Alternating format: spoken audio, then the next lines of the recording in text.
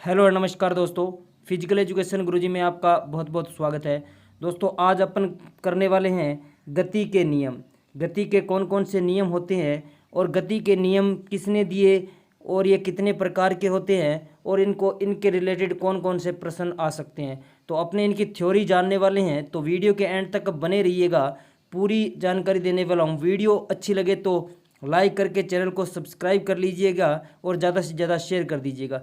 PTI भर्ती से related काफ़ी इम्पोर्टेंट होने वाला है ये गति के नियम, इनसे रिलेटेड अपने पूरा कवर करने वाले हैं। तो दोस्तों सबसे पहले बात कर लेते हैं कि गति का जो नियम है वो किसने दिया।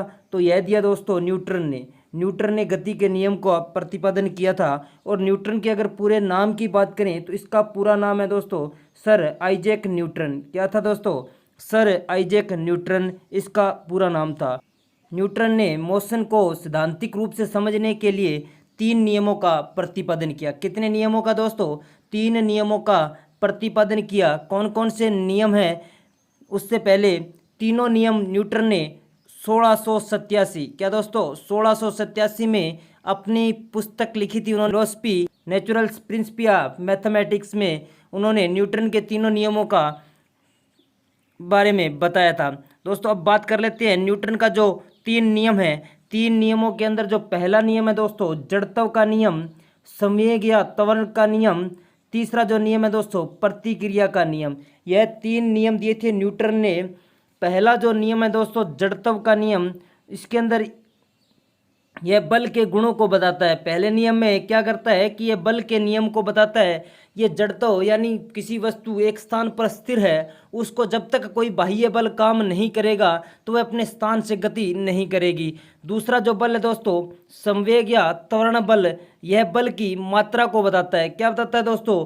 बल की मात्रा को। जितनी गति से, जितनी तेज उसमें बल लगाया जाएगा वो वस्तु उतनी ही गति करेगी। और दूसरा है प्रतिक्रिया का नियम। क्या दोस्तों? प्रतिक्रिया का नियम यह बताता है कि बल कभी भी अकेला कार्य नहीं करता। क्या करता है? बल कभी भी अकेला कार्य नहीं करता। जैसे क्रिया के साथ प्रतिक्रिया भी होती है, सदैव जोड़े में कार्य करता है।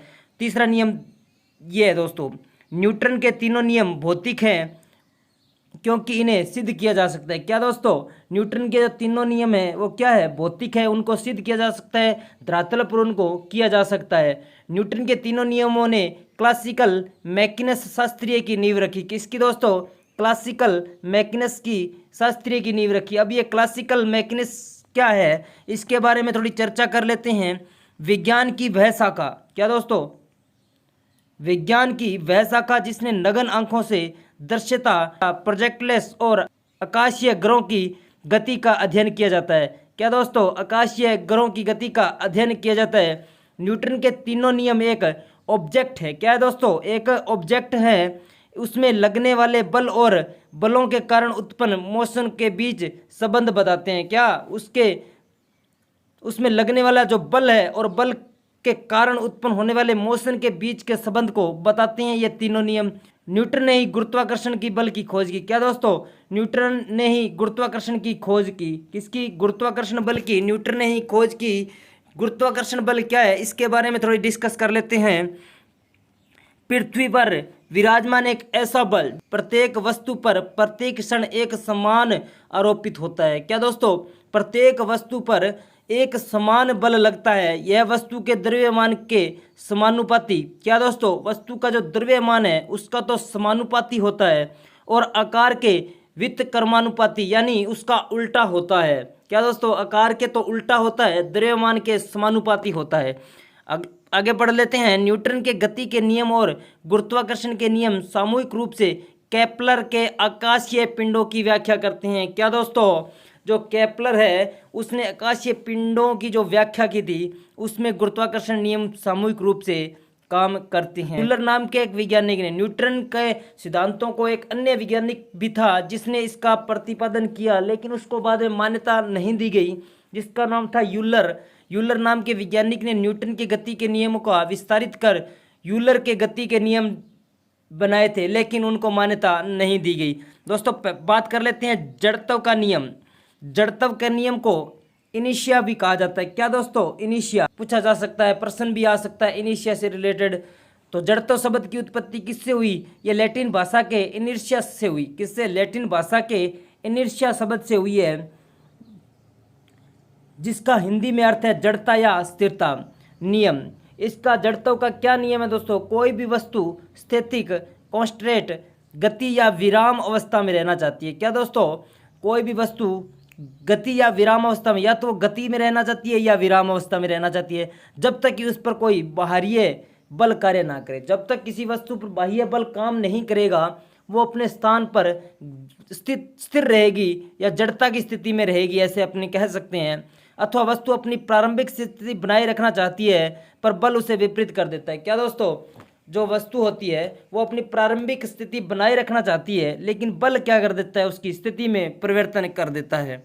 अरस्तु ने देखा कि सभी वस्तुएं अपनी प्राकृतिक स्थिति बनाए रखना चाहती है। क्या दोस्तों? जो भी वस्तु है अपने जो मूल रूप है उसमें उसको बनाए रखना चाहती है। जैसे एक टेबल है, टेबल अपने स्थान पर एक जगह खड़ा है, जब तक बाहरी बल काम नहीं कर रहा, वो अपनी क्या प्राकृतिक स्थिति को बनाए रखना चाहता है। मतलब धुआं सदैव ऊपर उठना चाहता है। क्या? धुआं सदैव ऊपर उठना चाहता है। और भारी जो वस्तु होती है ना, वो क्या होती है दोस्तों? हमेशा नीचे की ओर आना चाहती है। दोनों ही वस्तु बल लगने से स्थिति परिवर्तन कर लेते हैं। क्या दोस्तों? धुएं में बल लगने से क्या होता है? वो आकाश की ओर उड़ना चाहता है, और जो वस्तु होती है वो नीचे पड़ी रहना पसंद करती है, रहना चाहती है।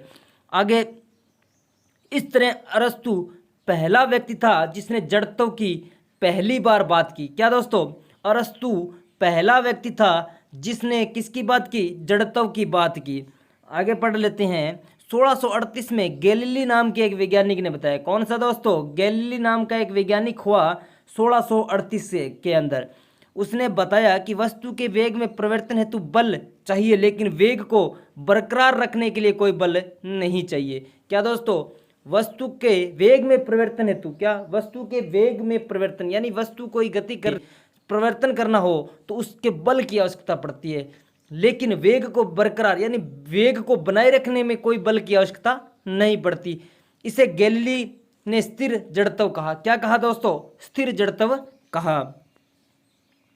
न्यूटन ने गैलीली के इस धारणा को गलत सिद्ध किया। क्या दोस्तों?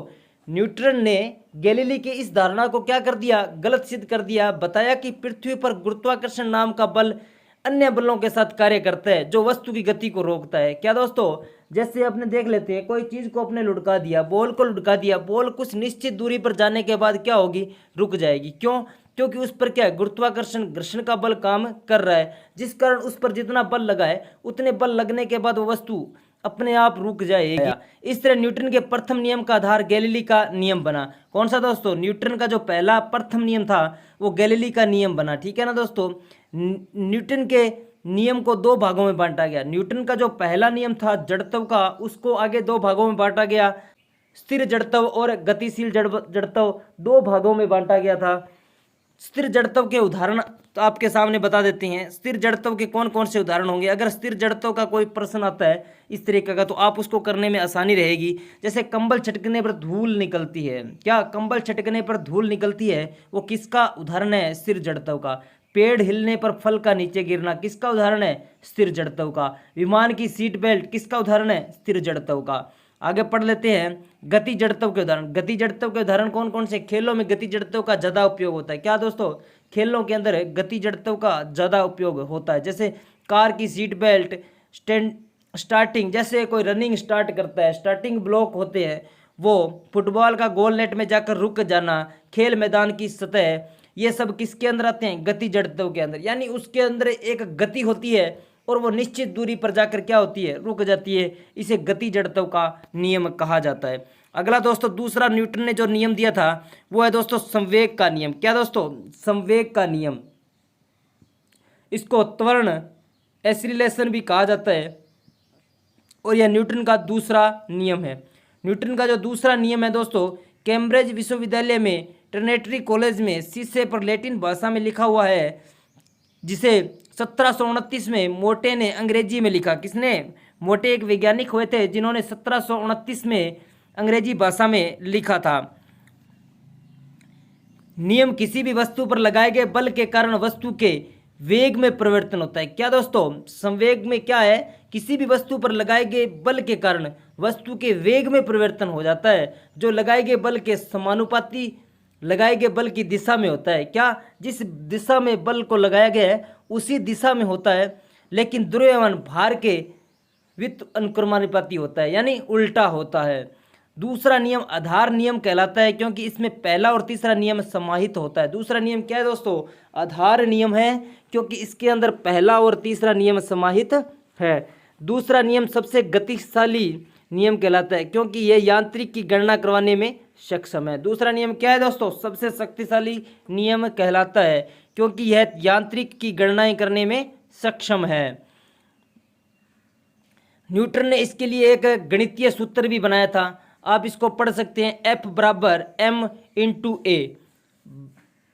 और इसके उदाहरण है दोस्तों, गाड़ियों में शॉकर, कैच पकड़ने के लिए हाथ को पीछे खींचना, ये किसका उदाहरण है, संवेग त्वरण का उदाहरण है। हैमर डिस्कस का फर्स्ट रोटेशन, ये भी संवेग का उदाहरण है। खेलों की लैंडिंग पिट, ये भी संवेग का उदाहरण है। आगे अपने देख लेते हैं प्रतिक्रिया का नियम। जो तीसरा नियम दिया था न्यूटन ने, प्रतिक्रिया, लॉ ऑफ रिएक्शन।